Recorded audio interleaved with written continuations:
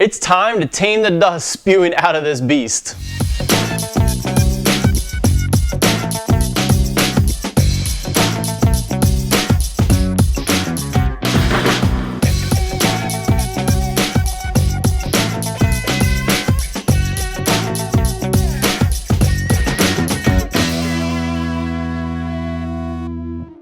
So if your shop is anything like mine, this guy is the biggest dust producer. Most of my other machines, in fact almost all of my other machines, have the dust collector hooked up to them. This guy, I just never got around to it, the sliding compound miter saw. Had it for a couple of years, and every time I use it, it is just spewing dust. It's not only the amount of dust that's created when you do a cut in hardwood or in plywood, it's the way that it just rockets that dust all around the shop. It comes flying off the back of the blade, up, the amount of it, kind of settles on the wall, on the floor, and then it just goes straight up into the air. So now I decided just move this to a different part of the shop, and I cleaned the buckets of dust that were behind this unit from where it was, and now I'm going to make a dust collection here at the back of this unit. Now I got most of my design ideas over at the Wood Talk online forums. It was a thread that was about dust collection and sliding compound miter saws. And basically I'm going to build a box here at the back with a dust chute for containing the dust. Now about 95–98% of what I use this saw for is 90-degree cuts. It gets trickier if I want to make a dust collection to be able to swivel and pivot. It needs to be a bigger box or a little bit trickier. So I'm going to build mine to be kind of a removable box here at the back that I can take off anytime if I do want to do an angled or pivot cut. But 95% of the time, I'm just making straight 90-degree cuts. So I want to keep the box kind of as small as possible. The dust chute at the back I've picked up from the big box store. One of these HVAC vents. I'm going to mount this actually directly on the table at the bottom, so dust falling down will come in, and then I'll have a port kind of coming out the front. We'll get into how that's going to work. And then the only other thing I'm going to do is that on the front, rather than just have an open front, I saw there was a great tip about using some plastic sheeting along the front, so you can still move the saw around, but also kind of cover the front of the box with some plastic sheeting, so as the dust is spewing around in there, it can't just bounce back and come back out so easily. So I'm also going to get into that. So I'm going to go ahead and take some measurements, start cutting up some plywood, and let's see how it goes. Now the saw goes right here. I've removed it, and the dust collection chute I'm actually going to mount right onto this tabletop, and it's going to go back here, down in there from underneath, so the dust will come out and then underneath here and out the front of the unit. So the first thing I'm actually going to do is cut this out and get this kind of fitted in there and see how that's going to look, and then kind of look at the box above that.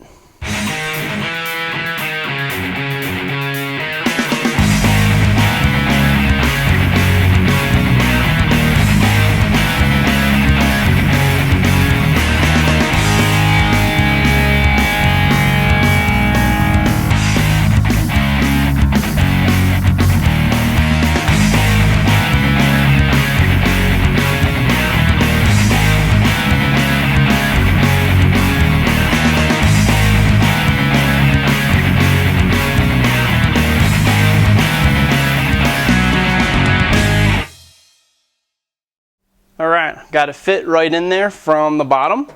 I'll go ahead and seal that, eventually, so no dust can get in there, and probably seat it just below so dust can get in there. And so now it's time. I'm going to put the saw back here and see where to create the box above the dust collector port. With the saw in place, you can see the dust collection port at the bottom there at the back. And I realized that I can get away with a very narrow box. One straight side here, one on the other side, and then box it in at the back to fully enclose it.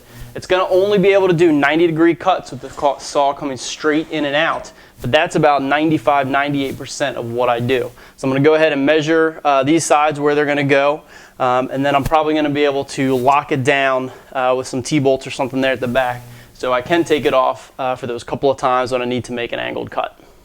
So here's my drawing and quick measurements of the side piece. There'll be two of these connected across to make a box. And I've taken that and drawn it onto an 1/8 inch piece of plywood. You can barely make out the pencil lines there. So now I'm just going to saw that out and make 2 of them.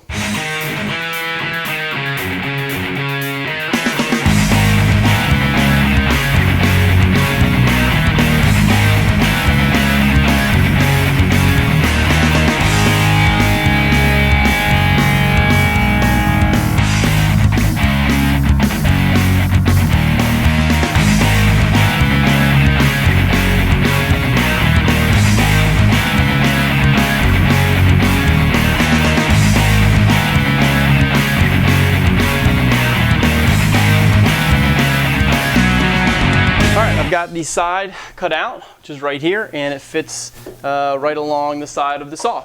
So next I'm going to reinforce. This is just 1/8 inch plywood, so I'm going to go ahead and reinforce it with some 3/4 ply along some of the edges, and then attach the 2 sides to each other, probably about a foot apart from each other, and make sure that it can slip in over the top, and then I'll work on attaching it to the tabletop.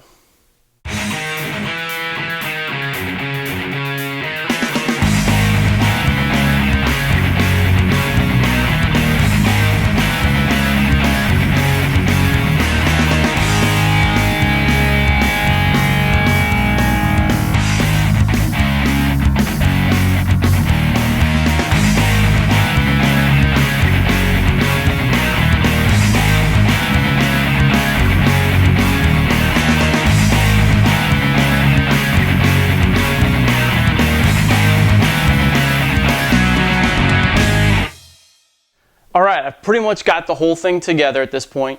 I put some 3/4 ply along the edges, inside edges of the sides to reinforce where I connected the 2 sides together. And you can see it's about 13 inches across here, the 2 sides.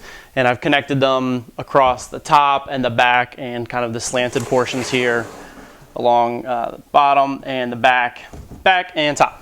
So we got pretty much a full box at this point. I used construction adhesive and some pin nails to attach the 2 sides together. And then I went around with some silicone just to close all the gaps where I put things together.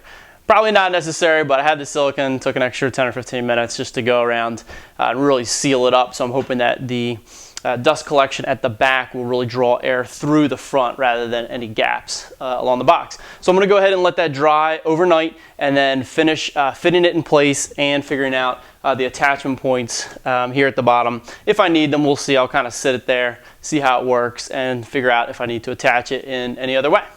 Here's the shroud in place. I couldn't be happier. I think this is going to be awesome. A couple things to finish it up. I forgot about the power cord.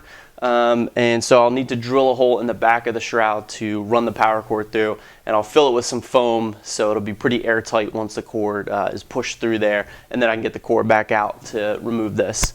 I do want to try to cover the front a little bit more, so I've got some insulation strips. This is just kind of 2-inch insulation foam I had kicking around, and I'm going to hang that from the top and have it hang down. It's a little bit lightweight, but I think if I cut it kind of extra long, I'll be able to tuck it behind the fence, and I think it'll stay pretty well. So I'll give that a shot, tack it there at the top, a few strips.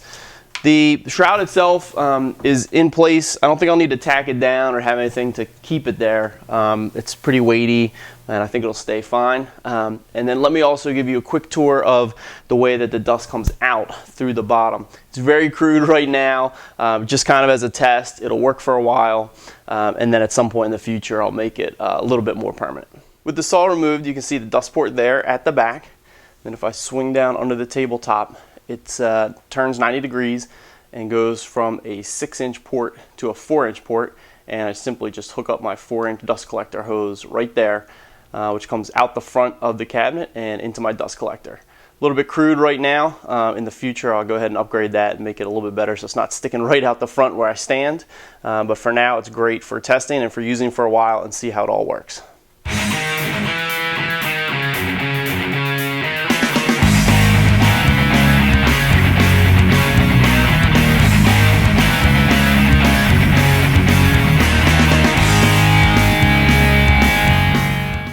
All right, all the finishing touches are in place and it's put together. I got the cord out the back, drilled a hole, got the cord out the back.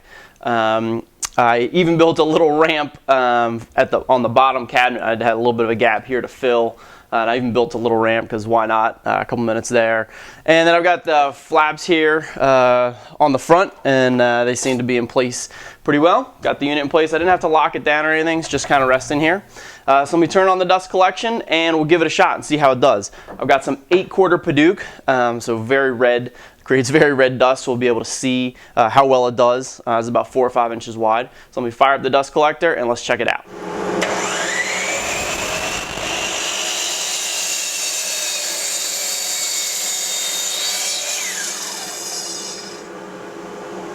Wow, that was awesome. Collected 95% of the dust probably. I mean, I can't tell you, what I can't see, only what I can see, the larger dust particles. So definitely still want to be wearing dust protection and everything when using this. But the stuff that I can see, which was driving me crazy, having the piles of sawdust, really got mostly all collected. So really, really happy with this. Definitely got a little tuning up for the dust collection coming out the front, etc. But all in all, this took me a few hours to create, tacked it together, and my shop is going to be a lot cleaner for it.